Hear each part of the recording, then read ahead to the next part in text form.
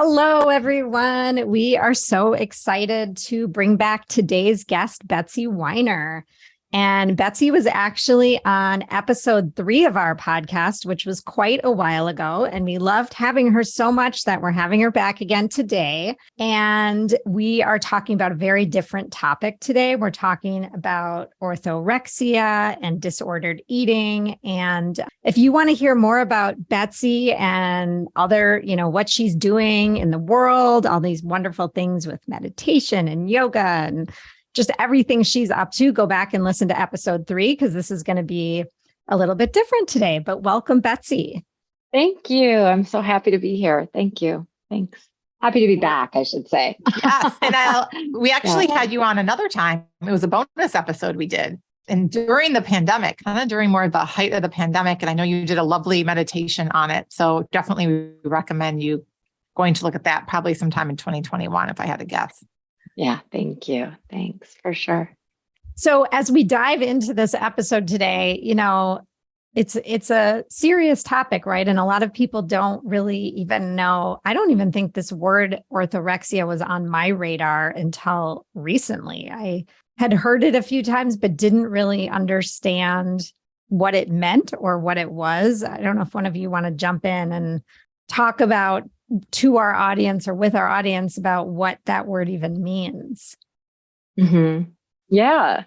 I mean, I'm happy to hear from Stephanie too. I think it was not a word that I knew when I suffered with it. I was anorexic and actually thought I was just super healthy because I only ate what we now call clean food, or certainly for a period of time was just living on juice. And so orthorexia, as I understand it, is a disordered eating pattern that stems from an actual fear of eating food that's not healthy, of ingesting food that's considered unhealthy or unclean, is the definition that I use now. But Stephanie, do you have a different understanding or definition? No, that's exactly my understanding and how I would describe it as well. Yeah. And the only thing I would add to that is I've heard people say that it can go as far as that it's like damaging your well-being because you're so fearful of ingesting foods that are not good for you. Oh, absolutely. I mean, I think any disordered pattern is going to be harmful, but this one especially. And I can only speak to my own experience, which is it went hand in hand with my anorexia. So they were close partners in the pathology that I dealt with for a period of time. So yeah, it's can't certainly, I don't even want to say it can be damaging. It is damaging. It's I don't even want to say unhealthy because that like sort of plays into the language of it, but it's certainly being fearful about what you're eating is never going to be good for you, no matter what it is. But if you're so afraid to eat something that you would consider unhealthy or unclean, that's going to create a problem on numerous levels. And so how does someone know if they have this unhealthy relationship with food? And you said yours went hand in hand with anorexia, which can or cannot be the case, but sometimes people don't have what we would call a more traditional eating disorder, meaning more like the bulimia and, anorexia, but they definitely have this disordered eating because like you said, it's the fear and the stress, which as we all know, fear and stress can cause a lot of issues, not only emotionally and mentally, but physically within the body. So how does, I guess just, talking about your experience as well, but how do you know if you have one? What are signs and symptoms? Because I think that awareness is really the first step. And I'm sure many of our listeners, maybe they've had these experiences or they know someone who is potentially has an unhealthy relationship with food. Yeah. Wow. It's a big question too. I mean, depending on the world that you live in the wellness world that I sort of occupy in different ways, it's everywhere. I would see what I would consider like pro-orthorexic marketing everywhere, eat clean, detox. And I know both you guys run a detox. So I'm not trying to throw you guys under the bus. That's not it. No worries. Okay. But that language definitely plays into this wellness industry that wants us to do a number of things. Certainly they want us to spend money. So that's propagated by money. It's multi-billion-dollar industry to tell us that the food we're eating is dirty. And yeah, there are times where if, you're not eating organic produce or something, you might go, oh my God, it's dirty. Like there's a very small portion of the population that can afford organic fruits and vegetables. So we're telling the rest of the population the food they're eating is dirty, but that's not necessarily the pathology. I mean, that's sort of a bigger issue, right? But you ask the question, how do you know? When something is taking up so much of your mental energy, when all of your energy is being put into, is this clean? Did this come from this farm? Do I have to wash it with this particular fruit and vegetable wash because that wash is the one that's the clean one? The other one might have a chemical in it. It's like this avalanche of thought. It's so messy. It's like a labyrinth of, well, if I only have the organic whatever, then I could, make sure that this next thing I eat is going to only be in this category of clean food. What is clean food? We often start now obsessing. Does it have gluten? Does it have sugar? Does it have anything processed? So we start to now we're removing more and more and more foods. And again, I'm not saying that some of these things, there are some truths in it, right? For sure. But I think when it's taken over our thinking, when it's taken over our daily life, now we're planning everything around it. Certainly, I know for myself and for clients that I've worked with that struggle with this as well, you won't eat at a restaurant because you don't know. And again, if you have celiac disease, you can't eat something that's been put on a griddle with a hamburger bun or something. That's not what we're talking about. I can't eat at a restaurant. I don't know where the food came from. I mean, I've literally been with people too, where they will bring their own food. I did it, or I wouldn't eat. I would eat at home because I knew exactly what I was putting in my body. And then, so when it's taken over your life where you're not enjoying your life, and certainly eating is one of the few pleasures that we really have in life. And now that's gone. And all we're doing is obsessing. It becomes a nonstop thought fest of, is it clean? How clean is it? Where did it come from? I can only have this. It's very restrictive. So now at that point, it's taken over your life. There's no you in there. It's now just become the disordered pattern. I hope that answered the question. No, it totally did. And just thinking about, I'm getting anxious just listening to you talking about like all of those things. I'm like, wow, I didn't think about that. Or like, wow, the wash on the vegetables. And when I think about this kind of pattern or I didn't even go there in my mind. So you just opened a whole other can of worms that I'm like, wow, I can see where that would cause someone so much anxiety. It's like striving for perfectionism, right? Like how Absolutely. Yeah. And so Betsy, when you were going through this, I'm sure just knowing what I know of you, you did some deep work to try to uncover kind of the root and where this was coming from and what helped you get through that. But just, can I ask you a very personal question? Where do you think this stemmed from? Yeah, I mean, I think it was multiple things. As a kid, I struggled a lot with bad stomach, anxious stomach. I grew up in a kind of disjointed home. And so, it was the 70s and 80s and nobody was like, are you doing okay? Nobody, it's just, nobody noticed. I don't know. So I had a lot of stomach aches as a kid, probably just an anxious kid. So I think starting from a young age, I didn't trust my body. In a lot of ways, I didn't trust that if I ate something, I would feel okay because I would eat and I wouldn't feel good. Well, I'm sure you have a brain in your gut. Both of you ladies know this as well as anybody. This is the work that you do. So you have a brain in your gut. So yeah, lots of stress. So from a young age, I often would restrict eating, not because I thought I was fat or any other tried to control. What I was trying to control was to not feel sick. So it started at a young age, that relationship with if I don't eat, I'm kind of okay. So that was sort of on and off. By the time I was living in Los Angeles, I started, moving into that yoga world a little bit. And at the time I was working as a photo stylist. So I was around a lot of people that were thin and tall, which I'm not tall. And so And in the yoga world, what started to happen was this, we're vegan. Like there was that. And I was like, oh, vegan. Okay. What's that about? I don't know. I knew what a vegetarian was, but again, this was the late 80s, early 90s. So I didn't know. So I started kind of going down that path, like, oh, ahimsa. Okay. So non-harming. So if I don't eat an animal, that's going to be better for me spiritually, psychologically. So then that started. So I started taking things out of my diet. Right.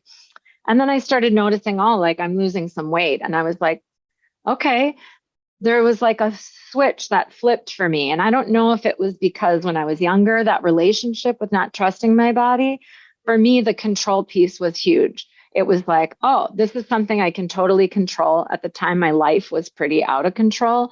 Yoga to me felt like this safe container where there were lots of other people. And it was Los Angeles in the early 90s. So lots of other people doing this. So I had this community of people. And I think not long thereafter, I read a book called Fit for Life, not to throw like the diamonds under the bus on this either, but I read that book and it was like, oh my God, food combining and look at all this. And I started just, and this is like pre-internet, right? Book after book after book after book of how can I eat? What's going to be, if I eat clean, maybe I won't feel sick. And the more clean I ate, the skinnier I got. And then I would feel better. I mean, it was just a vicious cycle. So for me, it was like these two things really went hand in hand. That was like the beginning of it. Yeah. Well, and it's interesting because it makes me think about like, okay, so you're saying, maybe you had these stomach aches and it could have been anxiety. It could have been a gut health issue. Like you don't really know, right? There are lots of people walking around with stomach aches for various reasons, or people that do have like health issues, and changing your diet to eat in a healthier way can help those issues, right? We all can agree on that, I think. So as a community, as we're all health coaches here, as people, and we need to figure out how to guide people to figure out what's good for their bodies without crossing that line where it gets to the point where you're taking the pleasure out and, it's causing anxiety and there's too many rules. And it's like such a fine line. Yeah, no, I totally agree. I mean, I think it's, there was a period of time where I just like wheatgrass juice. I just lived on wheatgrass and an apple a day, because I thought that was super healthy. My definition of what I thought was healthy was that. I was a fruitarian for a period of time. I mean, I've told my kids know about this sort of journey. They don't know everything, but my daughter has joked with me. She's like, you really were a yogi, Mom. You lived on light and air. And we've sort of joked about it. There was a moment where I'm like, what if I could? That would be amazing. I think there's like another piece of it though, which is, as coaches, we also, I don't really think of myself as a health coach in the sense that, like you just said, it's going to be different for everybody. I think asking people, what's your definition of health? What does that look like for you? What does that mean? That word can be so loaded, right? Mm-hmm. Again, it's sort of the wellness industry, I feel like, has co-opted this word to say like, well, it's healthy. Well, what does that mean? I can never have a Snickers bar. What if I like it? I feel like the stress, like you said, Stephanie, it's like the stress of eating a certain way is going to be more detrimental ultimately than just eating. I mean, depending on, obviously, unless you're living on like cheeseburgers all day, which I don't know. And I guess I think back to, a couple of things that resonate with me from what you said is living in the moment, which is something, we've talked about even on other episodes with you, but just being present, because if you're always fearful and worried about what if I eat this non-organic, dirty dozen food, what's going to happen to me? And then, thinking back to just like where those areas in the world where people are living the longest, and they are not stressing about food. They are, the centenarians, this goes back to the blue zones and how they live. And it's like we all, and this is easier said than done because we're all just not living in a little town where we can walk everywhere and like be with our families all day long. But if I think about how those folks are eating, one, some of them are eating more carbs than others. Some of them are eating more fat than others. And it's all about like what is working for them and their body. And a lot of it has to do with your ancestry, right? But they're not stressing about what they're eating. And they're eating it in community and in a calm environment. And they're not doing crazy workouts or, doing any crazy fasts and things like that. And so I think it's like getting back to like loving yourself, loving your body, right? And tuning into yourself. And tuning in. Yeah. Well, and I think that's ultimately the key. When I've had clients in the past that have said, when they first reach out, they'll say, oh, I really want to lose weight. And I'm like, well, I'm not the right coach for you. I'm not the right guide, mentor, whatever. What I can help you do for that, what I can help you do is change your relationship to food and your relationship to your body. You may or may not lose weight. I don't know. But if you don't change the relationship, nothing will be sustained. You can't. It's not possible. It's not, or maybe it's possible, but there's no joy in it. Like you said, knowing yourself, listening to yourself. And ultimately, that, I guess, in terms of the orthorexia piece, like you said, if I'm freaking out about this, dirty, I ate an unorganic, strawberry, that's it. My toxic load, I gotta, eat charcoal now for 3 days and fast. And, or even like the world of fasting. I mean, all of these things, they're fine, but what's your relationship to it? You have to look at your own intentionality around it. What's the intention of doing it? Why am I doing it? For what purpose? What do I hope to get at the end of it? Like, what am I trying to get out of it?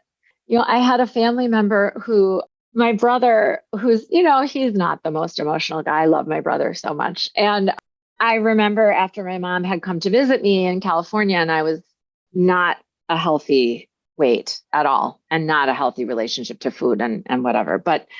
And I guess she had called him. Anyway, he called me and said, what's going on? Mom says you're not eating. Something like that. And I said, no, I'm eating. I just, I eat an apple every day or whatever. I had some answer, like I eat really clean. I eat really healthy, whatever. And he said, to what end? And I said, well, then I'm going to be super healthy and I'll be able to lose a little more weight, which I did not need to lose any more weight at that point for sure. And he said, well, then what? I just didn't have an answer. Right. And then what? Right? Yeah. Yep. Yep. I mean, and that's resonating with both of you. I'd like to hear more from you guys too. Like, where does that land? Right.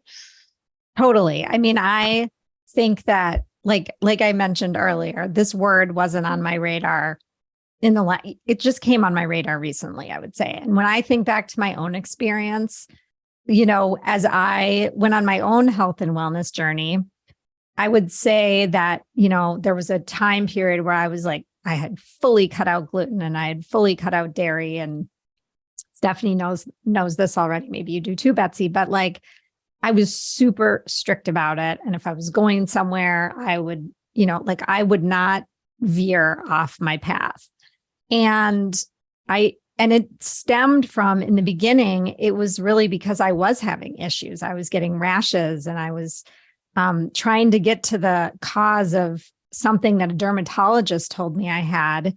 And that's what ended up making me cut these foods out to begin with. And then when I cut them out, the rashes did go away. So I was like, this is amazing. I'm going to keep on this path, whatever. But what ended up happening is like, I would want a piece of pizza or, something that wasn't okay in the way I was eating. And it kind of felt shitty. Like I felt like I wasn't able to enjoy it. And I think the deeper I went into my own work, the more I realized, okay, I can't eat gluten all the time until I'm blue in the face because I don't feel well on it. I do get rashes. And same with dairy. It gives me a bad stomachache. But I've figured out my threshold of what I can eat so that I can enjoy it and feel good about it when I want to eat it. And I don't have to live with all these rules surrounding me. I'm really tuning into myself and what I feel like is good for me. And I think that's been huge. And I'm trying to do that with all of the health and wellness things that I, subscribe to.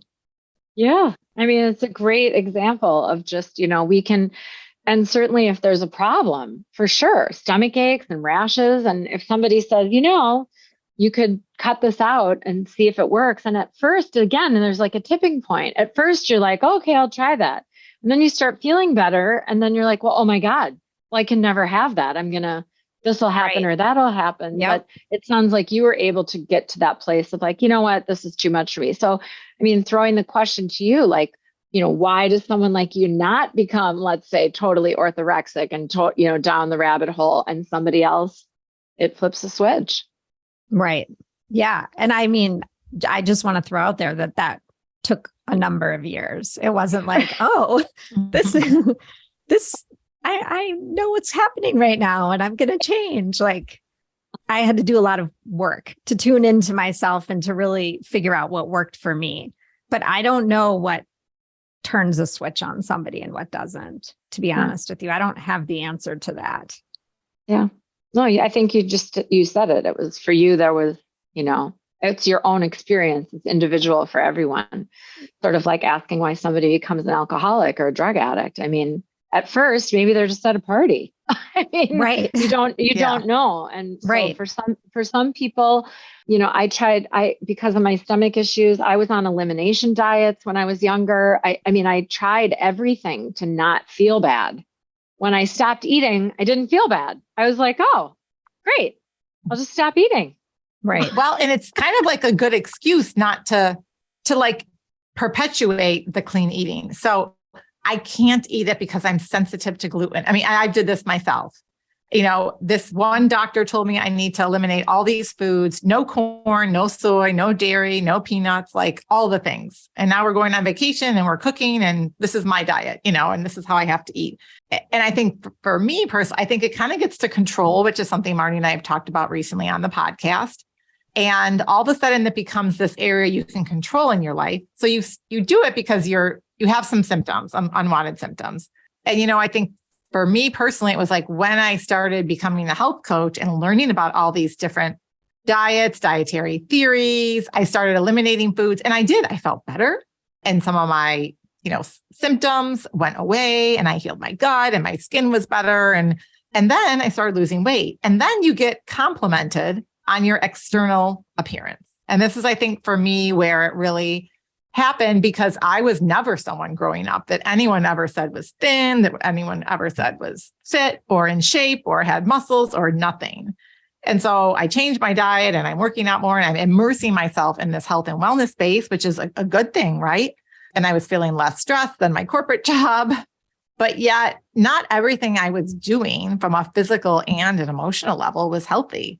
And it's something I'm still working through. It's much better, but I'm still working on it. And I'm talking to my therapist about it, who will occasionally tell me, I think you're thinking about food too much, and it's not even me. It's like what I'm feeding my kids at this point. It's not even necessarily like what I'm putting in my body.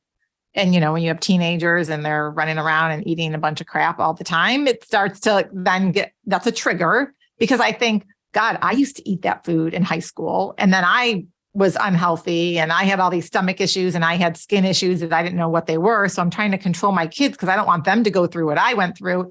So it's now coming like full circle. Well, and it's interesting because when you say that, Stephanie, it makes me think about how we talk about guiding others or asking others to tune into themselves and to figure out what they need. But if you're telling your kids what they need, then they don't get to figure that out for themselves, right? So right.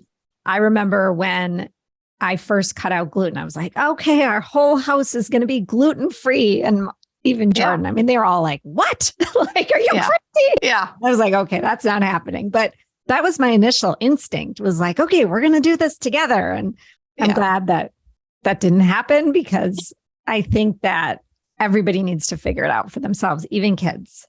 I will say with my oldest, he did a food sensitivity test and I knew he was sensitive to dairy. And he was like, well, I'm not going to do anything. I'm like, well, this is just information. You can do with it what you want. And then like 2 or 3 weeks later on his own, he was like, I think it is the dairy. So if we teach them and show them how to tune and listen to their bodies and do some, when they want, do a science experiment, but give them the tools and the power to do it themselves, then that's, I think, really what we want to teach our kids. And versus saying, absolutely not, no junk, no this, no that. It's only going to make them rebel. Let's face it. No one likes to be told what to do, especially not teenagers.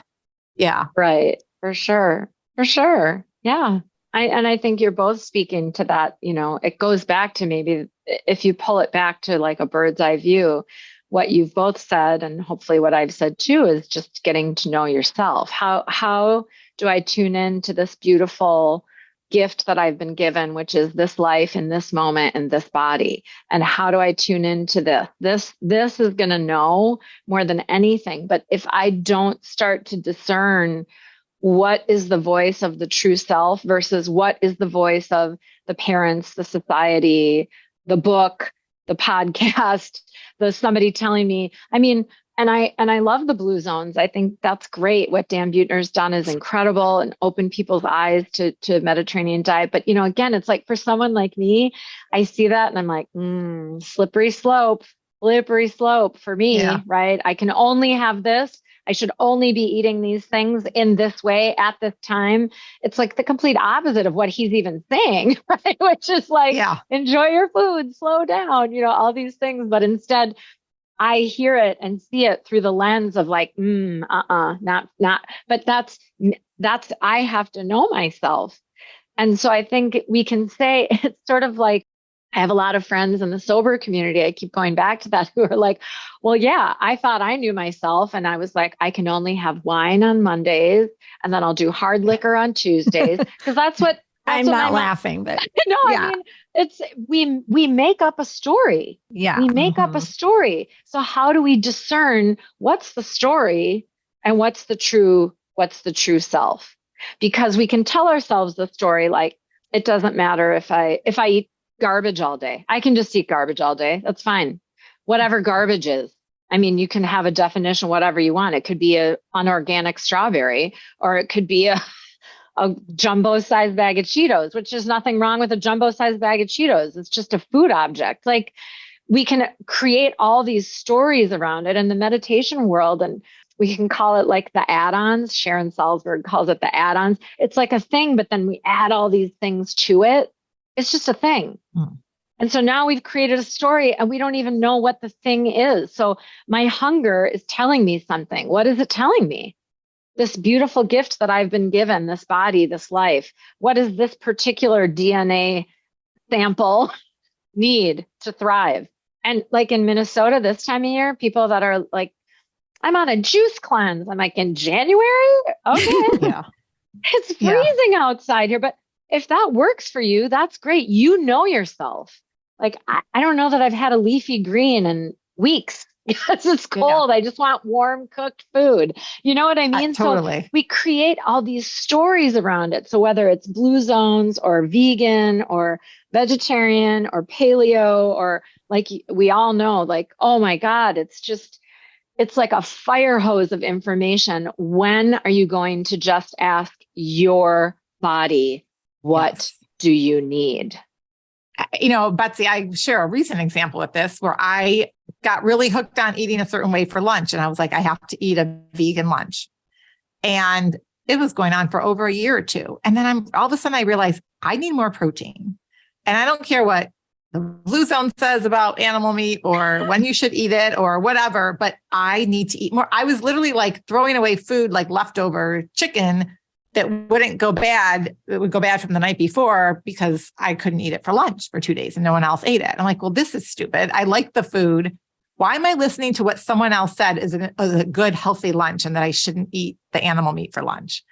If I know my body needs more protein and I can digest it well and my constitution is such that I can have it, and everyone is unique and different. So I think it's easy, especially for people that are in the health and wellness space. And we're following a bunch of folks on social media that are doing these extreme things. And it's interesting, all the biohacking and fasting, but I'm not going to feel bad about myself for not doing it because it's just not, I don't need it or it's not good for me. So it's like you have to be able to cherry pick and be conscious and aware of how your physical, mental, emotional state is going to react to these things that you do because they're not for everyone. But it's hard to not listen to the diet culture out there.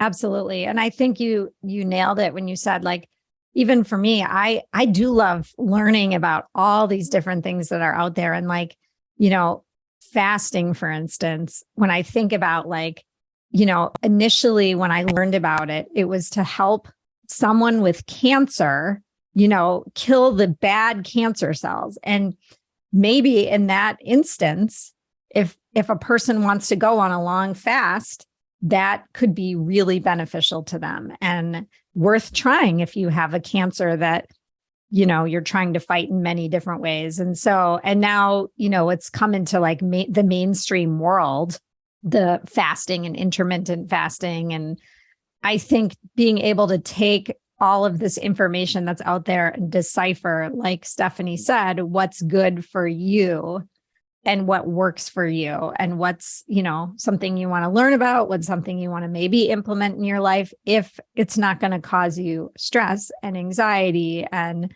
take over in a way that's not feeling good inside. And I think that's the bottom line, is each person needs to figure out what they want to incorporate into their life in a way that's good for them. That's perfectly said. I think that's really perfectly said. That's the idea. You're the only one ultimately who knows.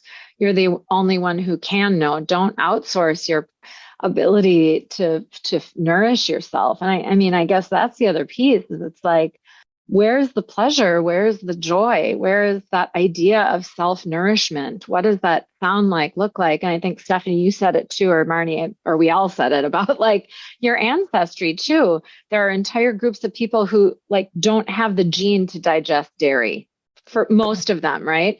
It doesn't, culturally or ethnically or whatever. And so, okay, maybe take a look at that. Maybe it's just, I'm Jewish, so I grew up eating like meat and potato, like heavier foods like cabbage, and right.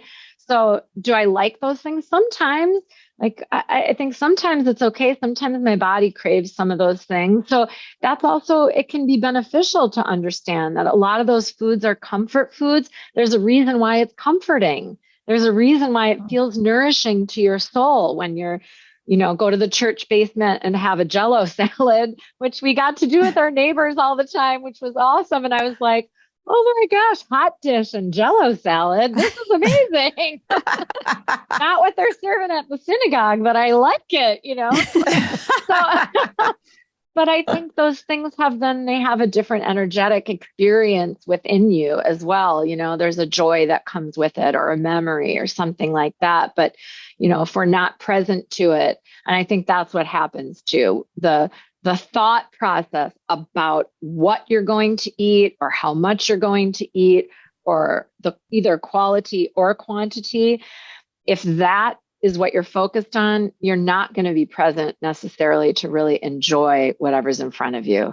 And that is just, we're hardwired for joy. We just are.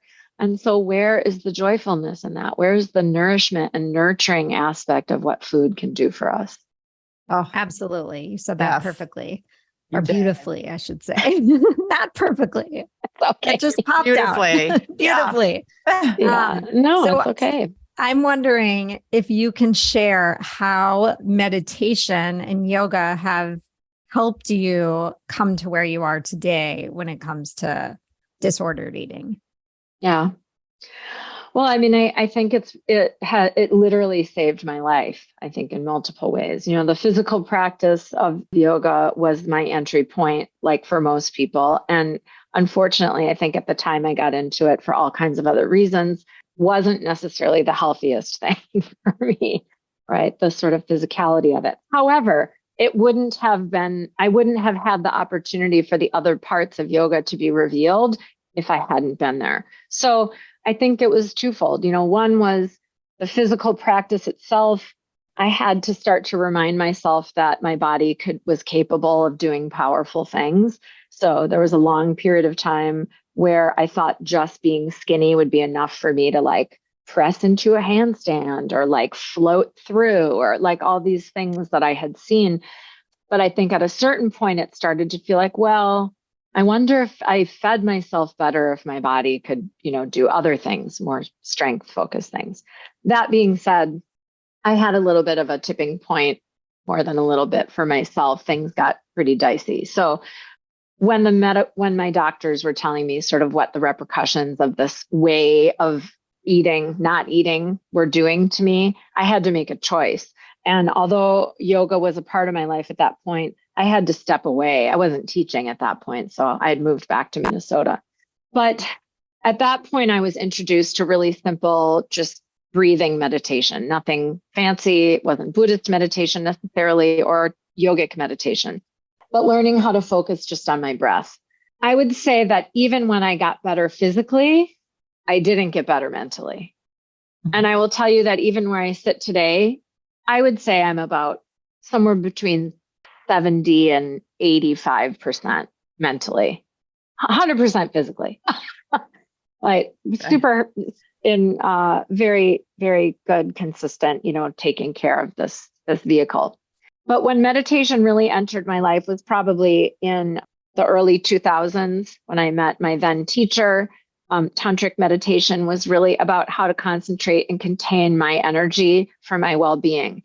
And I think what happened was when I started confronting who I really was and this voice that had been telling me how unworthy and fat and unclean and toxic and all those other words, when I had to really look at her, meditation, for me anyway, gave me an opportunity to sit with her and offer her love and compassion. I had to gather my own energy to look at that and say, wow, that's a lot of pain to carry around.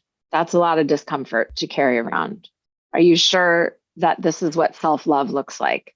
Trying to control everything, trying to be a certain size or a certain weight, trying to look a certain way, trying to tell yourself that if you just eat clean, if you're just healthy, if you're just that, then you'll be okay. All of these contingencies. So I think meditation at that point, although it had sort of been there and the yoga had sort of been there, at that point when I started to engage in those practices, it's almost like you're wearing like 100 coats. And just slowly, it was like I just started taking off one coat at a time. The meditation was a way of like revealing as opposed to adding something. It wasn't that. It was like the taking away of something. So like we were talking about, the voice that says you have to do this, or I read that, I have to do that, like we've all been saying. What I started to hear was the question, why do you have to do that? What is that going to give you? Where is that coming from? So I had to enter a relationship with myself that was different. And ultimately, I would say, there were a couple of things that really flipped the switch. One was when I read Tara Brach's book, Radical Acceptance, which it's been around for a long time. And I had read it previously and sort of set it aside. But at the time when I read that book, when I finally reread it, I should say, and every chapter is more amazing than the next. But I got to this point where I was like, what if the most radical thing I did was to accept myself? That is radical. As a woman, that is a radical act to just accept what is right now. What if I didn't change anything? What if this is just what it is? And I could love it, love that person, love that soul anyway. So that was one piece for sure.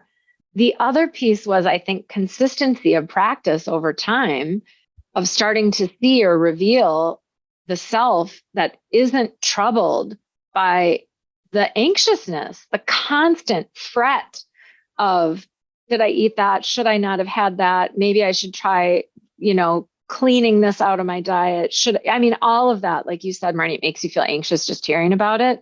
So for like, what if that doesn't have to be my reality? What if this other thing is possible? But I had to spend enough time in the what if the other thing. I had to be in the other thing often enough. So it got to the point where I'm like, I'm going to have to love myself enough to do it differently. What's the alternative? The alternative is feeling shitty. That I knew. That's easy. Loving myself, that's hard. There's friction there. What is that? So I had to get courageous. I had to get curious. I had to get that sense of the same approach to that curiosity about gathering information about like different diets or different clean eating or different, right? All these, I became a health coach. I became, right? Like all those things. I had to have the same curiosity about what if something else is possible? And then what does that look like? So meditation really was the thing for me anyway, that gave me an opportunity to get to know myself in a way that I never knew was possible. And I had to commit to that. I had to love myself enough to want to show up like that. So that's really the meditation piece. That was lengthy. Sorry. No, I am still stuck on what if the most radical thing I did was accept myself? Like that is so profound when you think about it. And when you think about like diet culture and media and all of the images and things that we're bombarded with every single day, no matter where you look, right? Our kids, like social media everywhere, it's basically telling you not to accept yourself. That's the message we get every single day. So I can't even imagine what the world would be like if everybody accepted themselves as they were right now. Right? Like it would. Then we wouldn't need to buy anything. All these companies would go out of business because we would, right? I mean, we need to look inward and not outward. And the way our world works is we're all looking outward at what someone else has or a product or a person. And we're not, you can't like have that mentality and also love yourself at the same time, right? Probably not. But it maybe. But okay, it sounds so easy, Betsy. Like, okay, I started doing this meditation and now I peeled off the layers and all the coats are gone and I love myself. But how does that? I mean, there are people, including myself, that are like, oh, meditation, like we all know the benefits at this point. Most of us, our listeners, have probably dabbled in it at some point, tried it, at least maybe one of the meditations that we've delivered, like yours, on our podcast, if nothing else. So where do we start? What like baby steps, what like tangible action steps can someone start to do immediately? Yeah. I mean, I'm a huge proponent, and this is something that I share with my clients too, because I do, a lot of the people I work with will say like, I just can't meditate. I just can't get my mind to be quiet, which always is so funny to me. I'm like, nobody can get their mind to be quiet. Yeah. It's not busy. That's doing what it's supposed to do. You wouldn't ask your heart to stop beating. Your mind is made to think, right? So, that's acceptance right there. So start with that. But what I will tell them is start by just taking one breath every day. Wake up, sit up. If that feels okay, you can do it while you're still lying down. But the minute you open your eyes, either while you're lying down or sit up and put your feet flat on the floor and take an intentional inhale, an intentional exhale. That's it. Just a breath. Try it for 30 days. Just take a breath. Just feel where you are in that inhale. Feel where you are in that exhale. So to me, that's the most tangible because it's right there and it's right away in the morning. And now you've created a simple habit. You don't have to do anything fancy. You don't have to light a candle. You don't have to set up a space, which all those things are great and important maybe down the road. But if you're somebody who's like, I just can't, it's another thing to do, then take that out of the equation. And you have to say to yourself, I love myself too much to not just take a breath every day. That I can do. I can take a breath. That would be the first place to start. That's what I would say. That's great. I heard something similar. It was probably from you, actually, something similar to that years ago. And I started taking 10 breaths in the morning when I wake up in my bed. Like I don't even get out of bed. I'm laying down. I put my left hand on my stomach, my right hand on my heart. I lay on my back and I take 10 breaths. And then I think about the day and I jump out of bed. And it's like pretty quick. I mean, it's something I've been doing for a long time now. And I struggle a little bit with the, sitting for 20 minutes meditation practice on a daily basis, but this I can manage to do every day. So one breath is a great way to start. Yeah. I mean, what have you noticed since you started doing that? I just think I'm more in tune to myself. I'm doing more meditation now than just that. So it's kind of progressed over time. But I think that when I'm questioning things or when I'm feeling out of balance, I say to myself, okay, I just need to like sit with it, if that makes sense. and the answer will come to me. And that sounds so out there, but like, that is literally, it works every time. I'm like, okay, like I don't like, I was talking to my kids on the phone yesterday and they wanted an answer on something. I'm like, I don't have the answer right now. And I may never have the answer, but I need to like, just sit with this for a few days and think about it. And you guys should too. I told them the same thing. I'm like, you guys think about this. We're not going to make this decision right this second.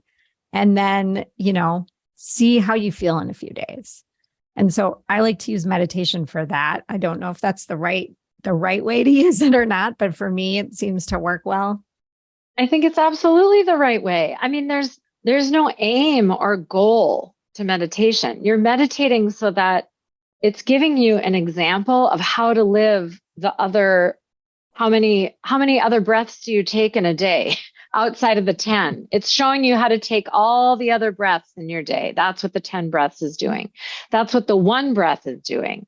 That's what the 1 minute of meditation is doing, is showing you what's possible everywhere else in your life. It is a practice. There's no right or wrong way.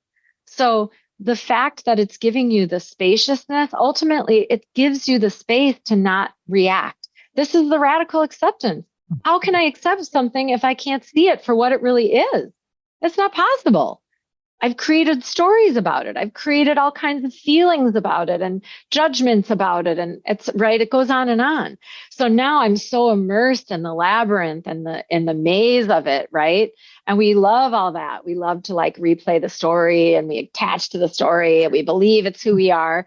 But even the 10 breaths, even the 1 breath is like, what's possible outside of that? There's something possible outside of that. So yes, going to make you more discerning. It's going to make you less reactive. You're going to give yourself a lot more grace, a lot more compassion for yourself and self-understanding.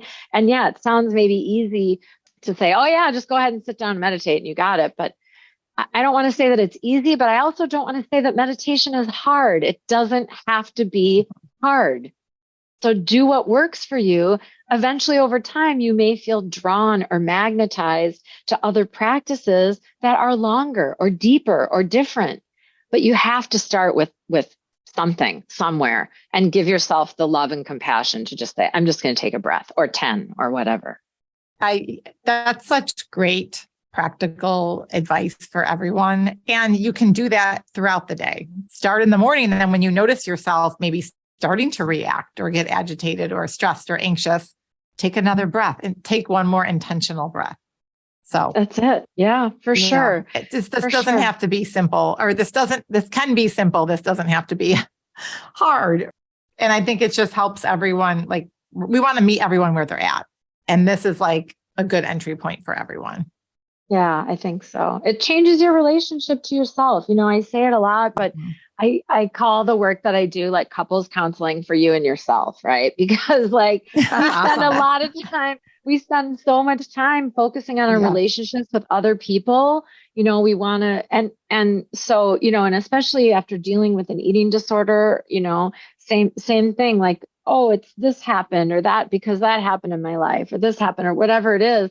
But ultimately, if I'm not taking the time to talk to myself, to really get to understand myself, I'm just spinning my wheels. It's just more external. And you said it too, Stephanie, about like, it's about my voice, my inner experience, and Marnie, you said it too. I think it's just not to just belabor the point, but, I think that's the idea. It's just how well can I understand myself, have love and compassion, self-awareness, that patience, and same loving kindness I would offer my best friend or my dog or whatever. How can I offer that to myself? As far as I know, meditation has been the place that I have learned how to do that. But it's been like, 15 years, but it didn't happen. Yeah. Like I woke up and then I was better. No, definitely a journey, right? Definitely a journey. And, when you talk about relationships, having that relationship with yourself enables you to have truly deep, meaningful relationships with others. So think about your relationships with people in your life that you want to improve. How can you do that? It starts from within. For sure. So. Sure. Yeah. And ultimately, just to take it back, right? how do you know what to eat? You have to listen to yourself. You have to listen to your body. You have to be kind and loving. And if somebody's telling you that what you're eating isn't clean, and because it's not clean, it's going to make you sick, be very careful. Listen to your body. Ask the question. Ask the question. Be really patient with yourself about it. Because I think we can, again, that's my perspective, is it can be a slippery slope, but you can love yourself and still eat Doritos. Yeah. Or apples or whatever you want to eat, right? Yeah. Whatever it is that you want to eat. All and everything. As I have said to clients and for sure to my kids, food is food. You can decide if that food after you eat it makes you feel sick, maybe don't eat it. I don't know, but don't call it bad. Don't say it's bad. That implies that some foods are good and some foods are bad. It's just some foods have qualities that other foods don't. Some foods may be good emotionally, but be bad healthfully or whatever. So I just think we have to be careful anyway. Yeah. No, I agree. I agree. Well, this was really an eye-opening conversation, really powerful. So thank you, Betsy, for sharing and being so open and vulnerable with everyone today.